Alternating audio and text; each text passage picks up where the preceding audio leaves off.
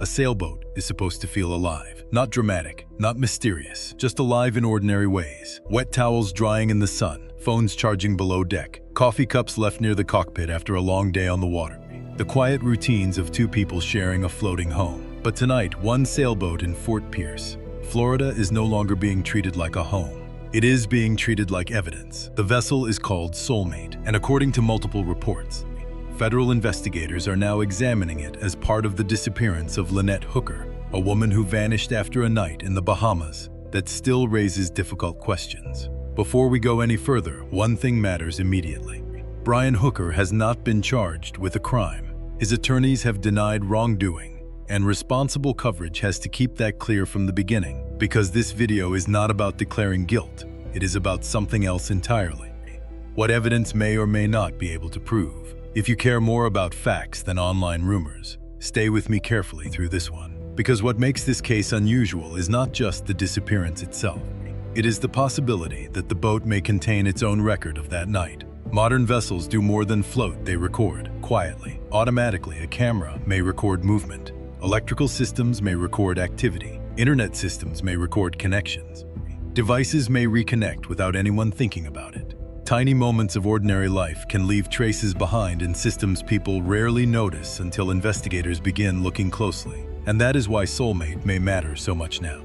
Because the most important witness in this case may not be a person at all. It may be the boat itself. And according to the reporting surrounding this investigation, that boat is now sitting behind crime scene tape while forensic investigators work through what it may still remember. The question is whether those systems recorded nothing at all that night, or something far more important. For weeks, most of the public conversation around this case revolved around interviews, timelines, and search efforts. What people remembered, what people reported, what people believed may have happened. But investigations change the moment physical evidence becomes the center of attention. And according to the materials surrounding this case, that shift may now be happening. Multiple reports indicate that Soulmate was brought to Fort Pierce, Florida, where the Coast Guard Investigative Service, known as SANGIAS, reportedly began a forensic examination of the vessel.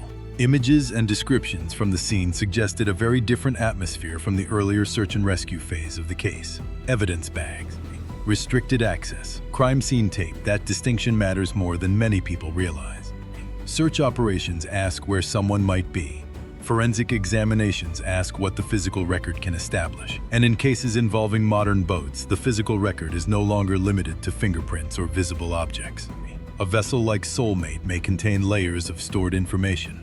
Investigators can compare against timelines and statements. But before discussing any of those systems, there is an important line that needs to stay clear. Public suspicion is not evidence. Online theories are not evidence, and unresolved questions are not the same thing as proof. One of the biggest mistakes audiences make in true crime cases is collapsing three separate categories into one. Confirmed facts, reported claims, and emotional interpretation. Confirmed facts are narrow. Lynette Hooker is missing. Search efforts took place. Soulmate reportedly became part of an active federal investigation. Reported claims include descriptions of onboard systems, possible evidence categories, and statements attributed to unnamed sources or media reporting. Then comes interpretation, where people begin connecting details emotionally before investigators publicly connect them factually. That is where cases often become distorted online, because uncertainty makes people uncomfortable. People want the story to resolve quickly. They want one clean explanation, one obvious conclusion. But real investigations, especially maritime investigations, rarely move that way. Water complicates evidence. Time complicates evidence. Memory complicates evidence. And yet, despite all of that uncertainty, investigators may still have one major advantage in this case. Modern systems create records automatically, not because anyone intended them to become evidence, but because technology now quietly documents ordinary life almost constantly. A device reconnects, a light switches on, a camera activates, a system logs activity. And once investigators begin comparing those records against timelines, the focus of the case can change very quickly, because the question stops being what people think happened and starts becoming what the systems on board may have recorded. The first system people immediately focused on was also the easiest to imagine: the possibility that cameras aboard Soulmate may have captured something important. According to the reporting connected to this case, Soulmate may have had a camera system positioned beneath the bimini, the covered section above the cockpit where people aboard a sailboat spend much of their time. If accurate, that detail could matter enormously, because a camera in that location would not just point toward open water. It could potentially capture movement around the cockpit, the entrance below deck, and anyone boarding from a dinghy during the night. And immediately, that raises the central question sitting underneath so much public discussion. Was the boat truly empty during the hours Brian Hooker reportedly described, or did someone return to it later that night? Now, this is where careful language matters. The public does not know what footage exists, whether the system was functioning properly, how long recordings may have been retained, or whether investigators have recovered anything usable. Those details are critical. A camera only becomes evidence if it was actually recording and preserving information in a recoverable form. But investigators would still likely want answers to several basic questions. Was the system powered on? Did it detect movement? Was footage stored locally, remotely, or both? Were timestamps synchronized correctly? And perhaps most importantly, do any recorded events align with other known moments in the timeline? Because timestamps are where stories either begin matching reality or separating from it. That is one reason modern digital evidence has become so important in investigations. Human memory changes under stress, timelines blur, people forget detail. But automated systems often create records without emotion or intention, quietly, mechanically, a motion event at a certain time, a light appearing in frame, movement near the cockpit, or complete stillness. And psychologically, camera evidence carries enormous weight with the public because people instinctively trust visual record. Maybe too much sometimes. Footage feels objective, even when it only captures fragments of a larger situation. But investigators do not rely on emotion. They rely on consistency. Does one piece of evidence align with another? Does movement on camera match electrical activity on board? Does a timestamp align with communications data or network connections? That is how cases slowly narrow, not through one dramatic revelation, but through separate systems either supporting or contradicting the same timeline. And even if no useful footage exists at all, the boat may still contain another category of evidence that investigators could consider even more revealing. Because unlike cameras, some systems on board may have continued recording activity even when nobody realized they were doing it. The electrical systems. At first, electrical evidence sounds almost boring compared to cameras or dramatic forensic discoveries. But in investigations like this, ordinary systems can become incredibly important precisely because they reflect ordinary behavior. A light turning on below deck, a water pump running for a few seconds, a phone connecting to charge overnight. Small things people barely notice while living their lives. According to the materials surrounding this case, Soulmate reportedly had a relatively modern battery management system on board. If accurate, that matters because newer marine power systems do far more than simply store electricity. They monitor it, track it, sometimes log it. Modern liveaboard vessels often rely on complex electrical systems to manage refrigeration, lighting, charging equipment, freshwater pumps, internet systems, navigation electronics, and daily onboard life. And depending on the exact setup, those systems may preserve activity patterns investigators later compare against a timeline. Now, public audiences sometimes imagine digital evidence as perfectly complete, almost like investigators can replay a night second by second. Real forensic work is rarely that simple. Investigators would first need to determine exactly what hardware existed aboard the vessel, what data it stored, whether logs survived, and whether timestamps remained reliable. But even partial records can matter, because human activity creates patterns, especially inside a small floating home. Think about what returning to a boat after a long day ashore might normally look like. Someone boards the vessel and turns on cabin lights. Freshwater systems activate briefly. Devices begin charging again. Refrigeration cycles shift as compartments open and close. Small bursts of electrical activity appear in systems that may otherwise remain relatively quiet overnight and, according to statements referenced in the provided material, Lynette reportedly had routines after returning to the boat, including showering after spending time in saltwater. Again, routines are not proof of anything by themselves, but routines help investigators establish what ordinary behavior may have looked like aboard Soulmate before the night everything changed. That distinction matters because investigators may eventually compare two very different possibilities. One possibility is a boat sitting mostly inactive overnight, showing only passive background electrical behavior consistent with an unattended vessel at anchor. The other possibility is a boat briefly returning to life. Lights, water usage, charging activity, patterns suggesting someone was moving through the cabin again. None of those things alone would automatically prove a crime. Investigators would still need context, corroboration, and careful interpretation. But patterns matter because they help establish whether physical environments match reported timelines. And unlike human memory, electrical systems do not react emotionally to pressure, interviews, or media attention. If logs exist and remain usable, they simply reflect activity, quietly, without explanation. There is something unsettling about that idea in a case like this. The possibility that the most intimate details of a night at sea may survive not through witness statements but through ordinary systems, recording ordinary life in the background, a cabin light, running water, a device charging beside someone's bed, or perhaps nothing at all. But electrical systems may only answer whether the boat showed signs of activity. The next category of evidence could potentially answer something even more specific, whether devices connected to the boat again before anyone physically stepped on board. At first, electrical evidence sounds almost boring compared to cameras or dramatic forensic discoveries. But in investigations like this, ordinary systems can become incredibly important, precisely because they reflect ordinary behavior. A light turning on below deck, a water pump running for a few seconds, a phone connecting to charge overnight, small things people barely notice while living their lives. According to the material surrounding this case, Soulmate reportedly had a relatively modern battery management system on board. If accurate, that matters because newer marine power systems do far more than simply store electricity. They monitor it, track it, sometimes log it. Modern liveaboard vessels often rely on complex electrical systems to manage refrigeration, lighting, charging equipment, freshwater pumps, internet systems, navigation electronics, and daily onboard life. And depending on the exact setup, those systems may preserve activity patterns investigators later compare against a timeline. Now, public audiences sometimes imagine digital evidence as perfectly complete, almost like investigators can replay a night second by second. Real forensic work is rarely that simple.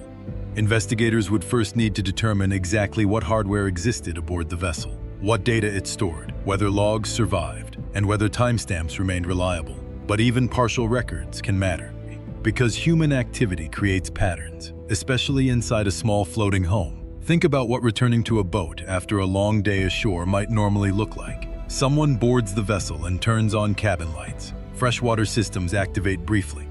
Devices begin charging again. Refrigeration cycles shift as compartments open and close. Small bursts of electrical activity appear in systems that may otherwise remain relatively quiet overnight. And according to statements referenced in the provided material, Lynette reportedly had routines after returning to the boat, including showering after spending time in saltwater. Again, routines are not proof of anything by themselves. But routines help investigators establish what ordinary behavior may have looked like aboard Soulmate before the night everything changed. That distinction matters because investigators may eventually compare two very different possibilities. One possibility is a boat sitting mostly inactive overnight, showing only passive background electrical behavior consistent with an unattended vessel at anchor. The other possibility is a boat briefly returning to life. Lights, water usage, charging activity, patterns suggesting someone was moving through the cabin again. None of those things alone would automatically prove a crime. Investigators would still need context, corroboration, and careful interpretation. But patterns matter because they help establish whether physical environments match reported timelines. And unlike human memory, electrical systems do not react emotionally to pressure, interviews, or media attention. If logs exist and remain usable, they simply reflect activity quietly.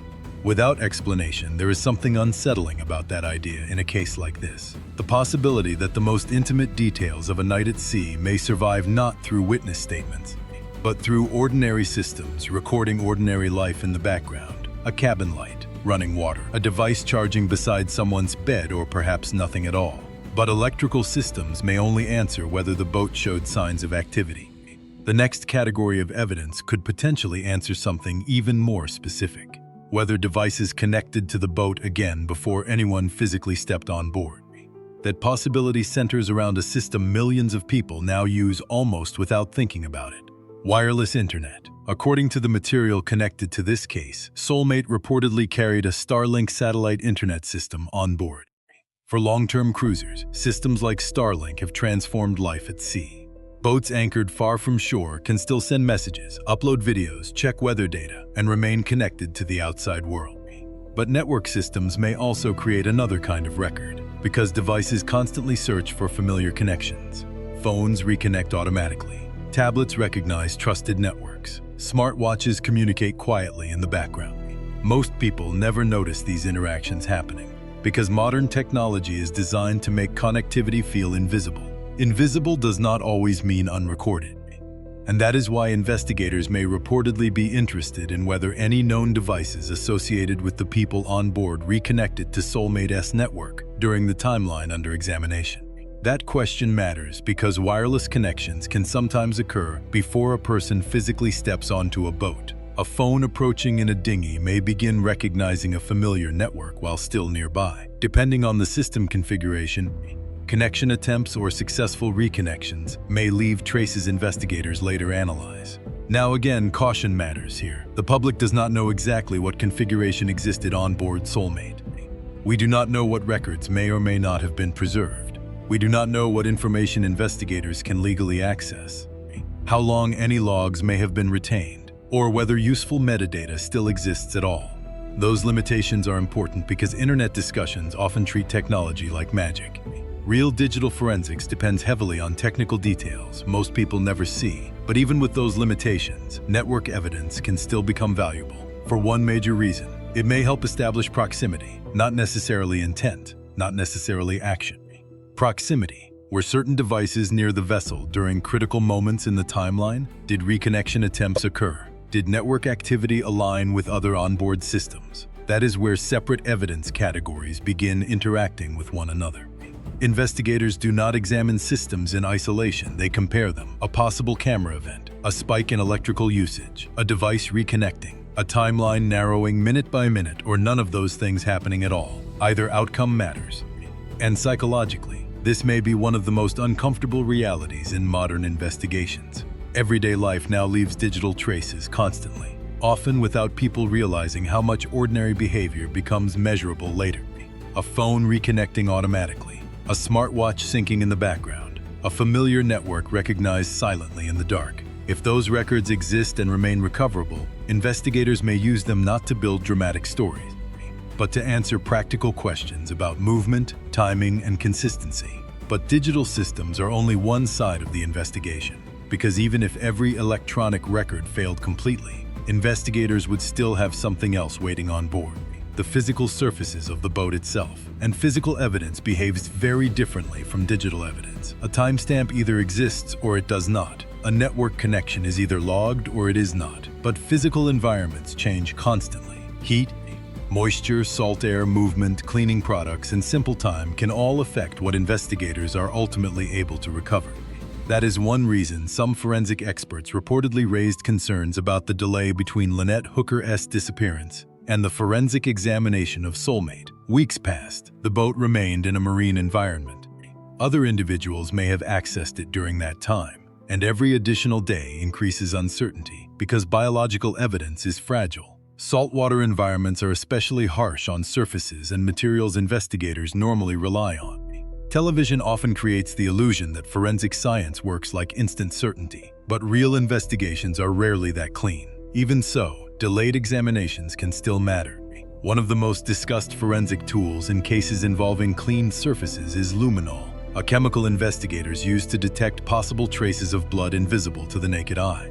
Under the correct conditions, luminol reacts with iron present in blood residue and creates a visible glow in darkness. It is not magic evidence. It can react to substances unrelated to blood. It requires confirmatory testing afterward, and investigators still need context to interpret what they see. But luminol remains important because physical surfaces sometimes preserve traces long after people assume they are gone, especially hard surfaces. And aboard many vessels, fiberglass makes up much of the interior structure: floors, walls, storage compartments, cabin surfaces. Areas where ordinary cleaning may remove visible material without fully removing microscopic traces investigators later attempt to identify. Now, Responsible analysis also means leaving room for another possibility. Investigators may find nothing conclusive at all. That possibility remains completely real, but physical evidence extends beyond biological traces.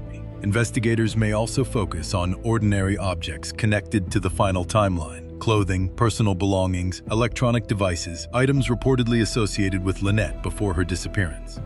Because sometimes evidence becomes important through absence as much as presence. If expected belongings are missing, that matters. If items appear somewhere investigators did not expect, that matters too. Investigators constantly compare physical environments against reported timelines and ask a deceptively simple question. Does the scene fit the story being described? That question sits underneath nearly every forensic investigation. And in maritime cases, the ocean complicates everything. Water destroys evidence. Currents move objects unpredictably. Search areas expand rapidly. Time changes conditions, which is partly why many people following this case focused so heavily on the reported lack of recovered personal belongings connected to Lynette, despite extensive searches discussed in the provided material. No responsible conclusion should be drawn from that fact alone, but investigators may still consider it part of the broader picture. Because ultimately, even if Soulmate reveals signs of activity, investigators still face the hardest question in the entire case. Where is Lynette Hooker? And that question has shaped every search effort connected to this investigation from the beginning. According to the material surrounding the case, multiple areas in and around the Abacos have drawn attention from searchers, volunteers, and investigators attempting to understand where Lynette may have gone if the publicly discussed timeline is incomplete or missing critical details. And one thing needs to remain clear from the start: a search area is not an accusation. Online audiences often lose sight of that distinction. The moment a location becomes publicly discussed, people begin treating maps like conclusions. But real search operations work differently. Teams examine locations because of geography, accessibility, weather conditions, currents, familiarity, visibility, and timing, not certainty. One of the most heavily discussed areas connected to this case is the Sea of Abaco itself. According to the provided material, extensive search efforts reportedly took place across the water, shoreline, and surrounding areas. Yet few, if any, publicly identified belongings connected to Lynette were recovered. That absence has become emotionally significant for many people following the story, because oceans and coastal environments sometimes return debris, clothing, flotation items, or personal effects over time. But maritime environments are unpredictable. Objects drift, currents shift, weather changes, recovery patterns constantly. No responsible investigator would build an entire conclusion on absence alone. Still, geography matters because it defines possibility. Several publicly discussed search areas reportedly included Tahiti Beach, mangrove regions near Hopetown, shoreline around Snapper Point, and areas near Lubbers Quarters. Each location drew attention for different reasons. Tahiti Beach reportedly mattered because it was familiar terrain connected to the couple's earlier movements that day. Familiarity matters in investigations because people under stress often move toward places they already know well. Mangrove regions present another challenge entirely. Dense vegetation, shallow channels, mud, roots, and reduced visibility create extremely difficult search environments where recovery efforts become far more complicated than open water searches. Snapper Point reportedly drew attention because of its isolation and damaged terrain following Hurricane Dorian years earlier. Areas with limited traffic and changing shoreline conditions naturally attract investigative interest in unresolved cases. And Lubbers Quarters appears to have received particular focus because of geography, sheltered shoreline, relative seclusion, access by small watercraft, conditions very different from rougher open water areas. But the important point is not whether any one location contains the answer. The important point is why searches continue at all. Because unresolved cases create a painful kind of tension. The public wants certainty, but search efforts exist precisely because certainty has not yet been reached. And behind all of those search areas are real people still waiting through that uncertainty. According to the provided material, Lynette's daughter Carly spoke publicly about spending Mother's Day and her birthday without answers about what happened to her mother. Moments like that matter because they pull the story back into human reality. This is not ultimately a mystery for entertainment. It is a missing person case. A family living through silence while investigators attempt to separate evidence from speculation. And maybe that is the most important thing to remember as this investigation continues. The internet moves fast. Real investigations do not.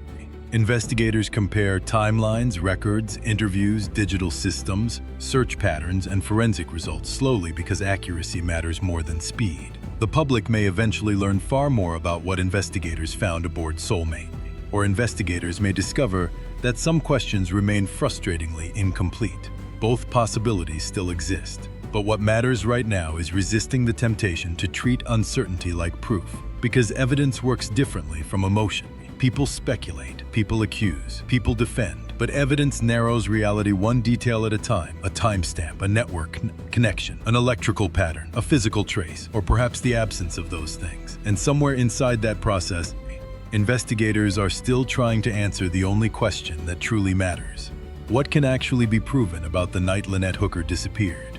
Until that answer becomes clearer, the most responsible thing anyone outside the investigation can do is remain patient, careful, and disciplined with certainty. Because unresolved does not mean forgotten. It simply means the record is still being read.